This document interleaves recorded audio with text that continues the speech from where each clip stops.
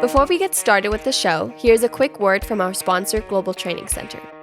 As trade compliance professionals, you want to make sure that your procedures and documentation are completed as correctly as possible to avoid any delays and possible fines. We provide a range of trade compliance courses that will fit your needs. From in-person or web training to recorded on-demand courses, we can train one or even thousands on your team through your learning platform or on our portal. We can even customize a private session for your team. Go to globaltrainingcenter.com to find out more. Hey, folks, we're in for SimplyTrade podcast. We got another show coming up, and we got somebody that is a definite favorite of our show.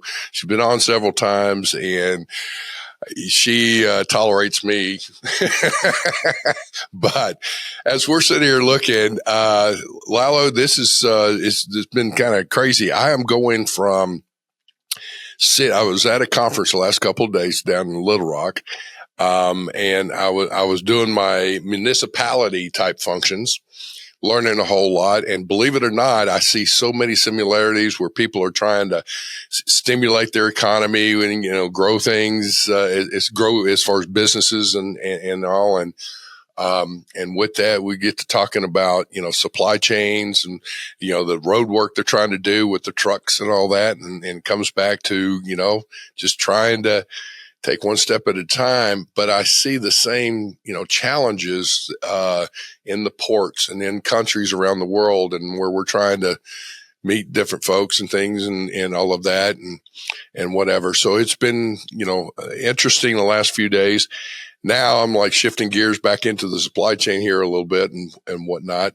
But saying that, we were teasing you off camera here, man, buddy. You got to see the YouTube version of this, because I'm telling you, Lalo's never looked any better. I'm telling you, this guy, he looks like a rich rancher sitting out here just chilling. I love it. Yeah, I'm a tequila rancher. I'm making my own tequila, I guess. That's my only fantasy I can think of here. But anyway, no, I'm not. We just so everybody knows, we've been experimenting on sets here at the office because of our video recorded version of our trainings, our e-learning. We want to make them look nice and professional, and so we're getting there. And this is one of the sets that we are probably gonna finalize on. But anyway, yes, I've been getting teased here. It looks great, Lalo. Thank you. So as you can hear in the background, Andy, I'm gonna let you go ahead and say, because you've been practicing, so you better. Anna has been so gracious, and I screw this up every time. Anna Hinojosa. Perfect. Is our guest today. Anna she is so fantastic. She's so well respected and has such a great background. We've got a great show to talk about, some cool things going on. Yes, we've got a change in administration, but there are some programs and things going on. There are some needs that the government has that she's going to talk about, as far as some, opportunity for companies that may have solutions. Folks, you need to be listening to this. This is very important. And one thing I will also, in all seriousness, there used to be that commercial that said, when E.F. Hutton speaks, people listen. I'm telling you, when Anna is talking, you better be listening, because there's a lot there. And you're going to see opportunities from a business perspective. So Anna, welcome to our show. Thanks, Andy, and thanks, Lalo. I always appreciate having the opportunity to be on a podcast with you guys, because you're authentic. You're authentic, and so many places that we get a chance to speak, it's more stilted, and you have to be really careful about what you say. And I mean, not that we're not going to be careful about what we say, but it always feels comfortable talking to you guys. Oh, thank you. Thank you. Well, we took this opportunity to bring Anna in because the main purpose or focus here today is Anna is part of the board of a group called, I don't know what the group is called, but they promote Border Security Expo. That's the exposition, that event that they promote every year. I talked to her about 3 years ago about it when they were here in El Paso. Last year, we were involved in it a little bit. We covered it a little bit here when they were also here in El Paso. But this year, they're going to Phoenix. And around the same time, this year is going to be on April 8 and 9. Y'all, if you've never been to this expo, holy smokes. I mean, I was blown away. I mean, the stuff that they have on there, really cool stuff. And Anna, somebody was making fun of me. Anna or one of the coordinators that I was working with last year when I was there at the convention center, and this is a robotic dog, like it's a security dog, and my goodness, that robotic dog was amazing. Like it could literally attack you and go after you. And oh my goodness, it was awesome. So anyway, I saw that. I saw robotic tanks. I saw the drones that were there were amazing, And then of course, there's also the other aspect of it, like the field offices that you can pop up like instantly on the border, or I mean, I guess anywhere. It doesn't have to be on the border, but it's just for security purposes or to help the field personnel that are the first responders or whoever might be there. It's amazing. I just think, I mean, I got stuff out of it, and it has just nothing to do with me, with my business. But I thought to myself, I mean, in the sense of me purchasing any of their equipment or anything, but I felt like it was just eye opening and incredible. But anyway, I'll let Anna talk more about it. But so that's the main reason why we have her here, and of course, she's also a wealth of knowledge on trade with the new administration coming in. She probably knows a lot more than what we would ever know, how that happens. She's been through several administration changes. So she, she has a clue or insider information on that. But thank you, Anna, for joining us.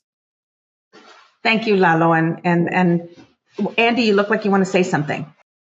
Well, with the new administration coming in, you've been through quite a few. You've worked for the government over in Europe, representing us with the WCO. You've been obviously stateside. You've done so many different things. I'm just curious and we're going to get into all this, but with all this changes going on and all that, from your perspective in being from the bureaucratic end of things, what's going on right now in some of the people's minds? I mean, it's like, oh crap, this is going to be a definitive change, or what? What do they need to be, and probably what do they need to do to get ready for a change? Well, it's definitely going to be a change. But I think that I don't think it's going to be as horrible as people are predicting. I think there are a lot of things that have been, a lot of challenges that have been identified, and there'll be some course correction in some areas. Some of the things that have been put in place already with some of the compliance issues will be are driving more transparency into supply chains. That work that has been done already with whether it's due diligence laws or regulations, reporting requirements, forced labor compliance laws, and other regulations that have been coming in place are really going to be helpful in being able to understand how to comply in this new world. Again, the government, I know we were talking a little bit off camera that the government has been doing a lot in trying to identify its risks, trying to identify gaps, and looking at ways that they could possibly mitigate those gaps. And so I think we're going to see maybe an environment where they can take a little bit more risks or be a little bit more innovative. So I'm excited about the possibility with that. I'd love to talk to you a little bit about the Border Security Expo 2025. It's traditionally been over the last, I don't know how many years, very focused on physical security at the border, a lot of focus on technology that could be used to try to intercept illegal entries into the U.S., whether it be drugs, terrorists, aliens, whatever the case may be. A lot of the focus was on that. Over the last couple of years, we've been putting in a little bit more of a trade perspective on it, where, it's clear with the volume of trade, not only is trade kind of a vector for being compromised to bring in illicit goods, but also the volume of trade, the revenue it generates, and the products that we use really constitute a national security factor to trade. So it's not border security is national security, right? And so trade is an important part of how we live in the United States. We made a decision 30 years ago to start exporting our manufacturing. And when that happened, we've now put ourselves in a position where we need goods from other countries to be able to meet our needs domestically. And that means we need to have efficient trade, fair and efficient trade. And so some of those aspects will need to be addressed this year. And I'm personally excited. This event normally opens with a very high level panel of government executives. This year will not disappoint. I'm not going to tell you all of the people that are invited at this point, but I will tell you that I'm super excited that Executive Assistant Commissioner Anne Marie Highsmith has been invited to be on that panel. That really elevates the topic of trade to an environment that normally has not included trade. And so from that perspective, I think it really is a step forward in recognizing the value of trade in our national security, and as a like I said, a vector for some of this illicit activity, whether it's drugs or unsafe products, guns, you name it, different things that may be using legitimate trade to compromise U.S. citizens and citizens of our region. Well, let me ask you this question. Who would be the type of folks that need to attend this function? Well, I mean, I think if you are a company that is interested in contracting with the government, there will be a lot of opportunities for whether it's software providers or hard equipment providers. As Lalo mentioned, there are certainly historically some really large government contractors that bring their big displays, whether it's giant X-ray machines, tanks, high boom cameras, sensors, but technology, services, tents, washing machine trailers, you name it. A lot of that stuff is brought in. Vehicles, bikes. I mean, there's a lot of different technology that's brought in, but I think there's also a lot of software and analytical solutions that are brought forward by some of the exhibitors, and the fact that they get access to some of the people that will be attending and presenting at this conference is really unheard of in most of these types of conference events. There will be some really high level people participating in different procurement panels from DHS and other departments of the government who are going to talk about what they're looking for when they're looking to contract with providers, and of course some of the technical people that will be speaking. I know that I'm moderating a panel that's titled Trade and Technology. We've invited a few executive directors from CBP that are responsible for most of the trade process, both with the Office of Trade and the Office of Field Operations and with the Office of Information Technology. There's a lot of innovation that's happening within the agency, and they've really been exploring, in some cases through partnerships with industry, areas that need improvement, areas where, they're receiving quite a bit of congressional pressure to improve enforcement at. And so this is a great opportunity to hear directly from those responsible for implementing some of those programs, what they need, what they're trying, what areas they're exploring. I mean, I've heard one of the things that we will be talking about is the technology that they're currently testing or kind of looking at proof of concepts for. And certainly the government has been utilizing artificial intelligence in some of their processes. We'll hear a little bit about that, I think. And then there's some new technology that I'm not even very familiar about. So I'm going to be excited to hear about it. Things like quantum cryptography and other interesting things that will be great to hear about. Sounds fantastic. All right. So here's one of the things that I'm hearing is that any of the companies that they're going to, even if they're not exhibiting, they're going to see, obviously who is exhibiting. So maybe some competitors or some others, but, even if they are exhibiting, is maybe even is listening to the opportunities. What I see is opportunities to potentially identify other companies to partner with. You've got one software solution or you've got one particular solution in one particular thing, but the government's saying they need a more holistic. Well, there's nothing wrong with partnering with some people and going in with a package in there. So I see some opportunities there where people don't need to go in with a closed mind. They need to be the only solution for a particular issue. It's like, hey, you're better off to partner. And like you said, I mean, you also have other people who are really experimenting and trying new things with the products and solutions that they're offering. It could be a place to really figure out whether your technology and development or research and development is going in the right direction, whether some of the things that you were investing in, maybe you can leapfrog an iteration of your technology by learning, what has worked or not worked for others.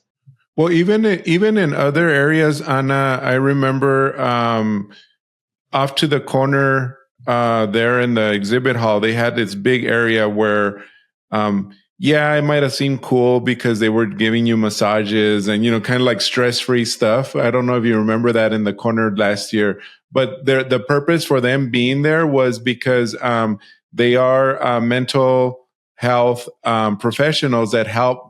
I mean, because these field agents and even people in security, I mean, they need, that relief. I mean, my point here is that it's not restricted to like the guns and the drones and the software and all that. I mean, it's all although aspects. They're there. Yeah. It's all aspects of that, right? You also need to worry and take care of like, this does affect the field agents a lot. They see things that I know I don't want to see. You know what I mean? And they sometimes don't want to bring that to their families. And so, anyway, my point is you'll find a wide range of different services and providers here, not just limited to like the cool, like I say, my version of cool, like the technology and stuff. So anyway, I just thought I'd bring that up because if anybody's also even thinking of that, like, if there's like Andy said, a municipality out there with their officers, like their SWAT team, for example, and how do we take care of them after they go they come off of a whatever, something that might have happened that was traumatic. I mean, even things like that you need to take care of. Yeah. I mean, certainly there'll be lots of tactical equipment and supply exhibitors there. But you're right. There's a lot of kind of human resource, mental health, resiliency type service providers that participate. New things that providers that offer, something to stay cool with, or something a good way to clean water, or different things like that may not be a giant tank, but still interesting solutions that maybe could fill a need for the government. I think it's a great opportunity to meet and even just learn about directly from the people who do the government contracting. If you're a small business and want to learn more about that, there's actually going to be some resources there for you to talk to people for, just for being a conference attendee, to learn more about how you could possibly partner or do some matchmaking with some bigger, prime contractors to provide some piece of what the government might need. Yeah, to your point there, let me jump in on something, is that a lot of folks that, they can look at some of these conferences, whatever, and say, here's an opportunity. There are some basic fundamental things that you should be doing right now, and it's fine to go look, but you should have your company or the appropriate folks go ahead and reach out. If you are not already set up as a vendor with the U.S. government, get off your duff and do it. You're going to sit there. You can see an opportunity. You've not gone through and done all the bureaucratic things you need to do. And guess what? You're going to get left behind. So, go ahead and get yourself set up, do the things, cross your T's, dot your I's, go through all that and get going on that. And while that's going on, then you can, as if you're a CEO or a high level executive, you can start looking at the opportunities while your administrative folks are getting you set up to where you can take advantage of the situation. Yep. So anyway, I will be there. I will look forward to seeing everybody there. Please look me up if you do attend the Border Security Expo. I'd love to talk to you. And I always love talking to Andy and Lalo. All right. So let's go over the dates again. And how can they, if somebody's interested, where can they go to get the information to sign up? Right. So the dates are April 8th and 9th in Phoenix. And the website is Border Security Expo 2025. And we look forward to seeing all of you there. Yeah, either way, we'll have that on the show notes. So if you're driving and you're like, oh my goodness, I need to write this down or whatever, don't worry. Just look in the show notes. It's going to be on there. As always, Anna's information is also going to be on there if you need to get a hold of her, especially, I guess, just to ask questions on how, as a trade professional or someone crossing over into trade like supply chain or whatnot, how it might benefit you. I mean, you'll see some benefits. Believe me. Like I said, I know when I went, I don't use that in my practice. I just like teach about it or preach about it, et cetera, and tell people about it. But I'm sitting there, last year, like I said, when I attended it, almost like a kid in a candy store. It was really cool to go and see and talk. I mean, we talked to some security professionals that just kind of eye-opening things, So anyway, but yes, we'll have that information on there on the show notes. Yeah, I think it'll be one of the first conferences that some of these high-level government representatives will be attending after the inauguration of the new administration. So I think there'll be some new information to share. There's going to be a lot of actions and taking, so you're looking at what, 90 days in there or 60 days, whatever it is. But I will say last year, Lalo, seriously, when you came back, you were so excited and you were pumped. I remember that. And we had some great conversations. So folks, I'm going to tell you, this Border Security Expo is something worth it. Just go. Just expose yourself to, if you're not used to seeing that kind of stuff, you're going to be impressed because we have some phenomenal folks that are doing well. And then seeing the new bells and whistles, if you will, of technology, but also getting to interact with, first off, I got to tell you, border security folks are fantastic. They work their tails off. And then you add that with the CBP, which is great as well. But I mean, I'm telling you that this whole thing is going to be well worth your time, especially if you're looking for, potentially working with the government to, secure our border and take care of some things. So it's a great one. I was envious. I didn't get to go last year and I think I've got a conflict this year, but go please. So. Anyway, well, folks, anything else that we need to look at here, Anna, for this? No, just thank you for having me on the show again. I always love talking to you guys. I hope to see you guys again soon. Oh, looking forward to it. Hey, folks, listen, we greatly appreciate you. This is, again, Border Security Expo 2025. Check it out. Thank you for our listenership. We keep saying this. We're so humbled You guys have really been expanding our listenership. It's been great. You're sharing us. You're liking us. We're in one, I think you told me, Lalo, I think in one of the podcast things, we're in like 30 some odd countries, and in Apple, 42 countries. Something like that. Listen. Yeah. So. And golly, thank you so much for that. So with that, please subscribe if you haven't already. And other than that, thank you again for listening to SimplyTrade. Thank you very much for joining us. SimplyTrade is brought to you by the generous contributions of Global Training Center. You can follow the show and GTC on LinkedIn or Twitter and other social networks. Make sure you check out the show notes in the description for a full rundown of today's show with all the important links. Also, make sure that you share this with a friend and subscribe on your favorite streaming platform. We really like hearing from you. If you enjoyed the show, make sure to rate and review wherever you listen to this podcast. If you or someone you know would like to be a guest in the show or would like to sponsor SimplyTrade or suggest any topic you would like for us to discuss, please contact us via email at simplytrade@globaltrainingcenter.com, or you can DM us on Twitter at SimplyTradePod. Thank you again for the privilege of your time. Happy trading. SimplyTrade is not a law firm or an advisor. The topics and discussions conducted by SimplyTrade hosts and guests should not be considered and is not intended to substitute legal advice. You should seek appropriate counsel for your own situations. These conversations and information are directed towards listeners in the United States for informational, educational, and entertainment purposes only and should not be substituted for legal advice. No listener or viewer of this podcast should act or refrain from acting on the basis of information on this podcast without first seeking legal advice from counsel. Information on this podcast may not be up to date depending on the time of publishing and the time of viewership. The content of this posting is provided as is. No representations are made that the content is error-free. The views expressed in or through this podcast are those of the individual speakers, not those of their respective employers or Global Training Center as a whole. All liability with respect to actions taken or not taken based on the contents of this podcast are hereby expressly disclaimed.